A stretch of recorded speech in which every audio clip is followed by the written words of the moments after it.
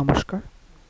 আজ আমি আপনাদের দেখাবো কিভাবে প্যারেন্টস বা স্টুডেন্ট ওয়েব থেকে কম্পিউটার বা ল্যাপটপ থেকে কিভাবে এক্সাম দিতে পারবে, সাবজেক্টিভ এক্সাম। প্রথমে ইউআরএলে examination.wasm.com দিতে হবে। দেন এই হোম পেজ ওপেন হবে। এখানে প্যারেন্টস বা স্টুডেন্ট নিজের রেসপেক্টিভ ইউজার নেম এবং পাসওয়ার্ড থেকে লগ ইন করতে হবে।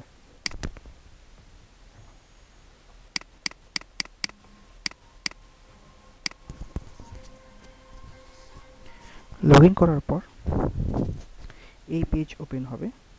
এখানে এক্সামিনেশন নাম শো করছে, subjective exam 19th December.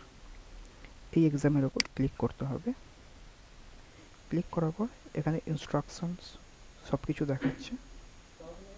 Then start বাটনে ক্লিক করতে হবে। আবার স্টার্ট টেস্ট করতে হবে। এখানে সাবজেক্টিভ এক্সাম কোশ্চেন্স দিয়েছে, এখানে আনসার টাইপ করতে দিয়েছে টিচার। তো এখানে আমাকে আনসার টাইপ করতে হবে। নেক্সট ক্লিক করতে হবে।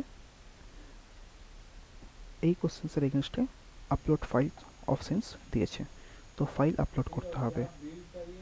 যেই ফাইল আমাকে আপলোড করব সেই ফাইলটা আগে থেকে কম্পিউটারে বা ল্যাপটপে সেভ করে রাখতে হবে।